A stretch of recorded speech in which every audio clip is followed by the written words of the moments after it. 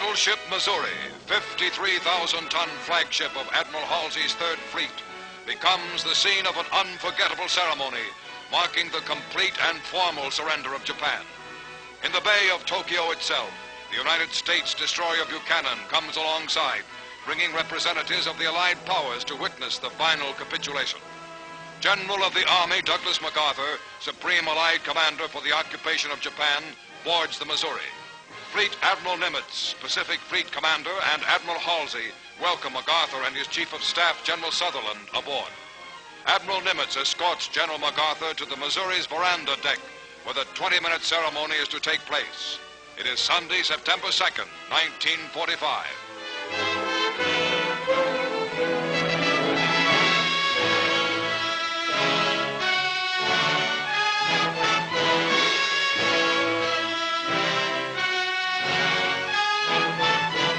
Cameramen and reporters of many countries record this historic moment as United Nations military leaders crowd aboard the Missouri and examine souvenir cards bearing the Japanese flag, special mementos of the occasion.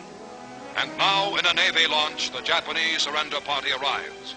They are headed by Agent Mamoru Shigemitsu, Foreign Minister of the Japanese Surrender Cabinet, who was wounded by a Korean patriot in Shanghai years ago and walks on an artificial leg.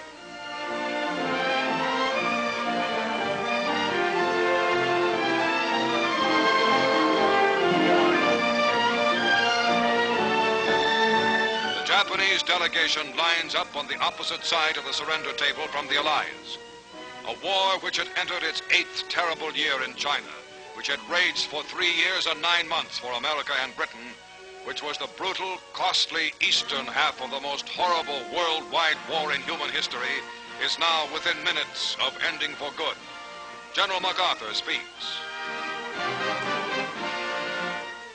We are gathered here, representatives of the major warring powers, to conclude a solemn agreement whereby peace may be restored. The issues involving divergent ideals and ideologies have been determined on the battlefields of the world, and hence are not for our discussion or debate.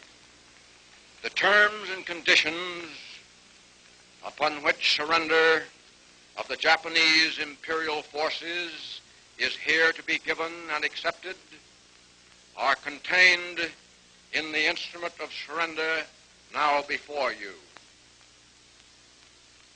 As Supreme Commander for the Allied Powers, I announce it my firm purpose, in the tradition of the countries I represent, to proceed in the discharge of my responsibilities with justice and tolerance, while taking all necessary dispositions to ensure that the terms of surrender are fully, promptly, and faithfully complied with.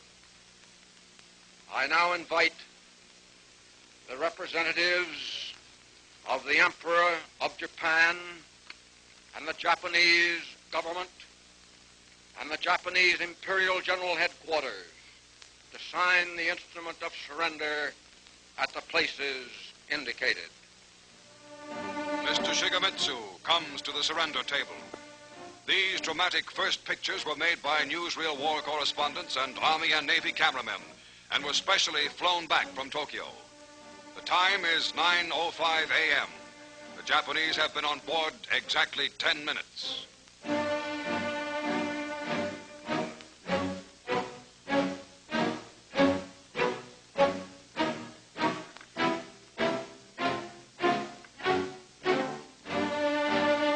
General Yoshijiro Umetsu of the Imperial General Staff signs for the Japanese Army.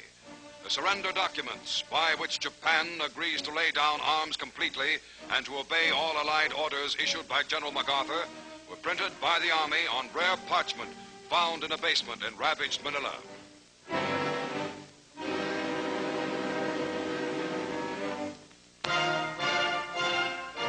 General MacArthur signs as Supreme Allied Commander. The first pen used is presented to General Wainwright of Corregidor.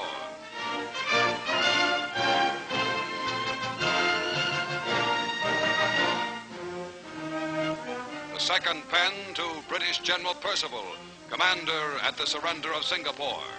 MacArthur uses 6 pens in all, affixing what will be the most important signature in Japan to the document that ends permanently that nation's regime of terror and aggression.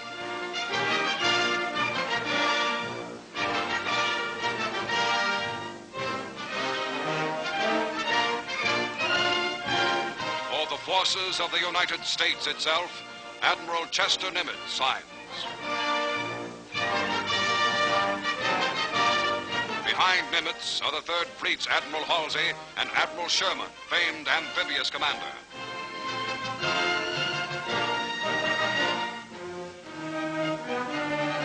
General Su Young Chang, Chief of Military Operations for the Chinese National Council, signs for China.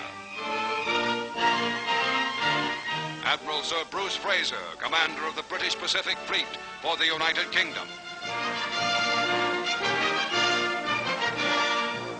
Lieutenant General Kumza Nikolaevich Derevyanko for Soviet Russia.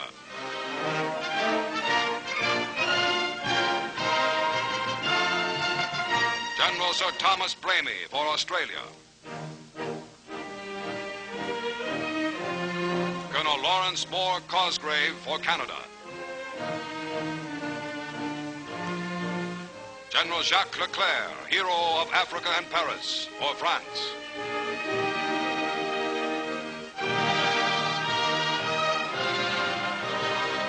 Admiral C.E.L. Helfrich for the Netherlands.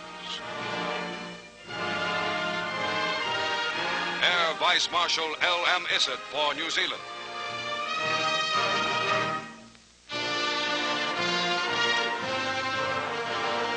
Concluding the brief history-making ceremony, General MacArthur expresses a wish. Let us pray that peace be now restored to the world, and that God will preserve it always. These proceedings are closed. Swarms of United States aircraft fly in formation overhead as the ceremony ends. The final United Nations victory has been won. The war is over. Peace is here.